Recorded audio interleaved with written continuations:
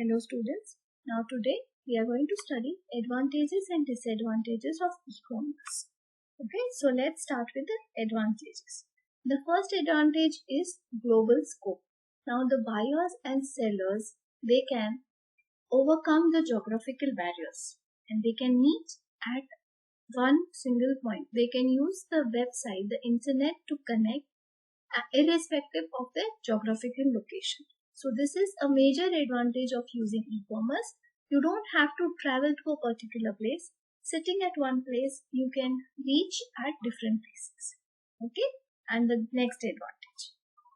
The next advantage is electronic transactions. Now the transactions, the payments that we are doing, they are all online. The payments are using your plastic money, or we can say credit cards, debit cards. All these methods are used for making payments. So this is what we mean by a transactions. We are not physically doing any transactions and we are doing it using some of the online method. Okay, so the next advantage is it is anytime shopping. You can do shopping anytime, irrespective of the time, day, night. Online shopping is open to us 24/7. So the customer can shop at their own time, their own convenience. Okay, so you don't have to wait for the shops to open. You can do shopping anytime. Next point. No intermediaries. Now what happens in online shopping is the manufacturer directly is going to post the product and the seller is going to purchase it. There is no middleman in between. As there is no middleman in between, the cost also of the items is decreased and the customer can buy the same item at a lesser price. Okay, so this is what you mean by no intermediaries. Next point is cost saving.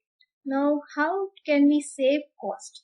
We can save cost because there are many different sites where we can compare. We can see all the options at one simple place. Like if I want to buy a shoe, then I can compare Adidas, Puma, or any other company, Nike.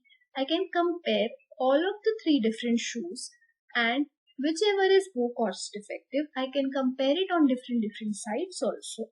So whichever site is giving a better discount, a better deal, I am going to buy it from that person. So this is also going to save my cost. Next point is public services. Now public services, e-commerce is going to help the government to deliver many kind of physical services like healthcare, education, social services at a very reduced price. The prices of all these are reduced. Now if I am going to buy my medicines from a shop, I generally do not get a discount. But when we are buying medicines from a particular app or some particular online store, we get discounts. Okay, so all this is possible because of your e-commerce. There are more advantages. You all can write your own advantages. They also are okay. When the question comes, the question is generally for 2 marks. For 2 marks, you can explain 4 points. That is enough. Okay, half mark for 1 point. Next, disadvantages. The disadvantages of e-commerce. The first disadvantage is setup cost. The cost of setting up an e-commerce website is not very less. The cost is it is high in cost. So what you have to do for e-commerce site? You need to have good internet connectivity. You need a server. You need some kind of inventory to be put in. You need some kind of software coders to code for the website. And after the site is done, you need somebody to maintain that site. All these are going to add in the cost. So setting up an e-commerce website is not very easy. it requires initial setup, which is expensive. Okay. Next point, physical presence. Now, whenever we are going for online shopping, we cannot touch the goods. We can see the goods on our screen, but we cannot touch. They are not present physically. We cannot get the look and feel of the item. Okay, so this is what we mean, that the physical presence of the item is not there. Then next point is security.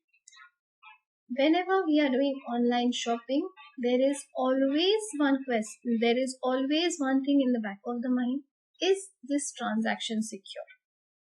The websites do take in consideration of all the security, but somehow, somewhere, credit card thefts or frauds do happen.